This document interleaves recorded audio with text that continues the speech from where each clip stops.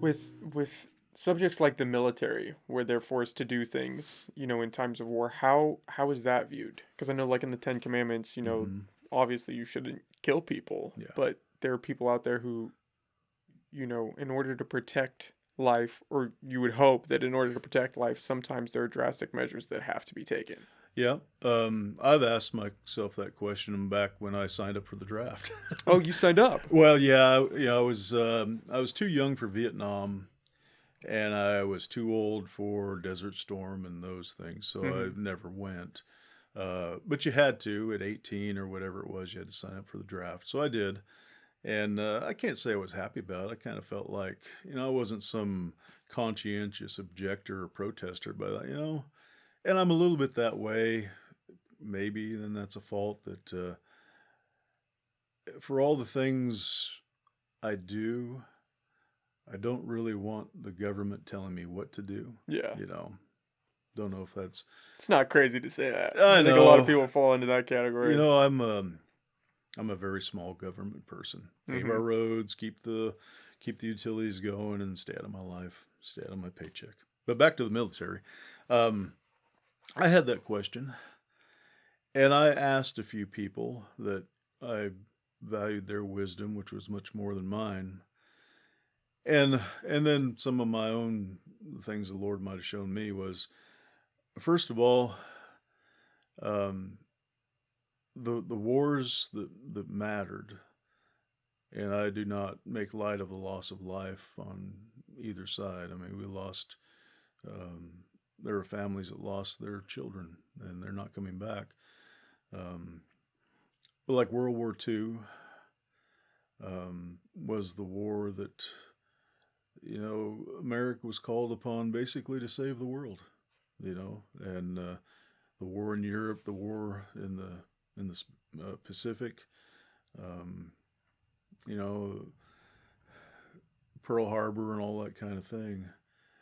The way I break it down very simply, that um, someone's breaking in your house, and your family's there, and your family's in peril because of it. You're going to put that person into submission, however it takes. You're not going to try to bargain with them at that point. You're not going to say, "Hey, can we talk about?" No, they have ill content in their heart. They're breaking into your home. They're going to harm you. You're going to take them down. And so, Ten Commandments, thou shalt not kill. Well, for one thing, and I can't say that I know the definition of it, but in the Hebrew, there are many different meanings for different words. But if you read the Old Testament, they had some brutal wars. The Jews fought against their enemies in one place, and it's horrible, but it's true. Maybe more than one. Um, God told them going into battle, don't leave anybody alive. Women and children, the warriors, they all got to go. This is God. And the reason that he said that, getting back to the intruder, let's just throw all uh, aspects of bargaining, and this guy's going to kill everybody. He's going to kill your family. And he's well armed. I mean, let's just go to the edge with it. What are you going to do? No, I got a feeling you're a pretty good shot, and you're not going to run for anything but your gun. And you're going to put why? Because you don't want a shred of harm coming to your family. And so in the Bible, when they fought these wars, what God basically was saying, if you don't do something about these people now, they're going to come against you. And that happened. They would let some live. Um, and what happened is they would rise up against Israel. Instead of putting them down once and for all, they would. So you're just going to have to keep dealing with them until you deal with it.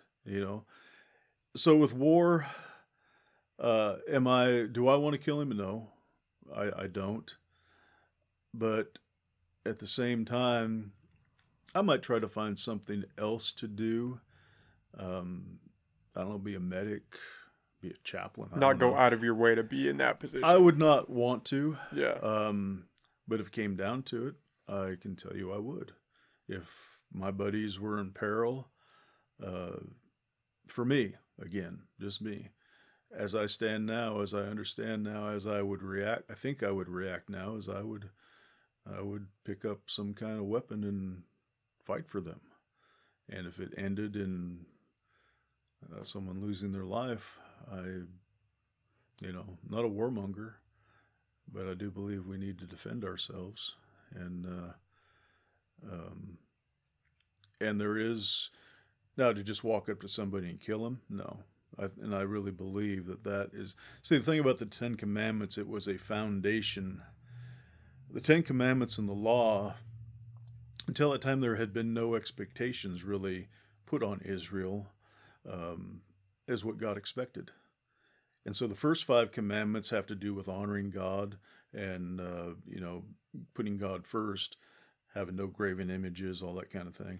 And the second had to do more with our earthly responsibility to family, to our neighbor, shall steal, and, to our community, not to kill anybody.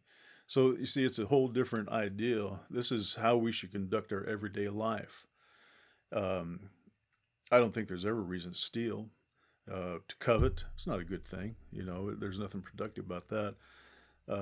But there have been times when um, killing, I guess you say, was the better option.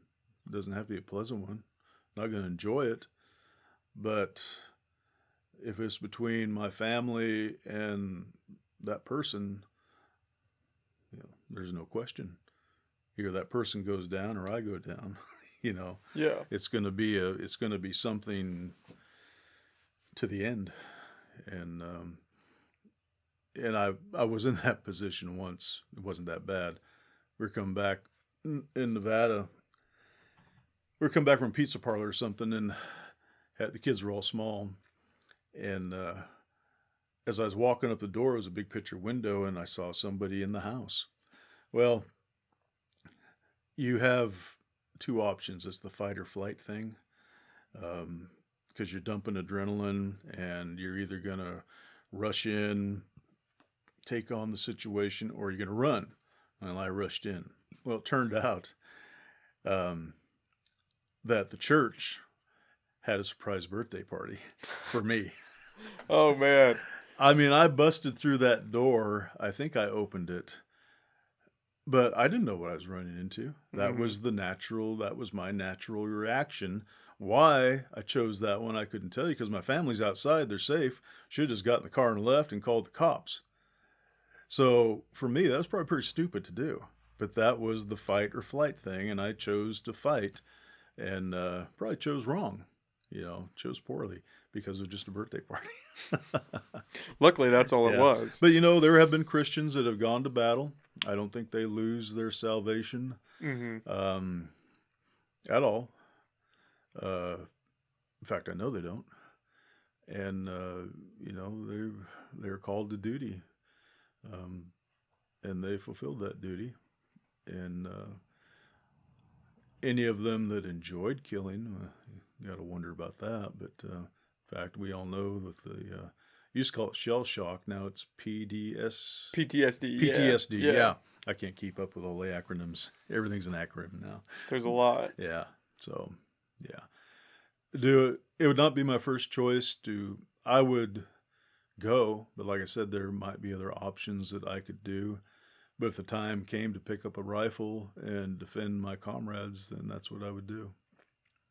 Yeah. It's that, that call. I think World War II is a great example because that's something that, it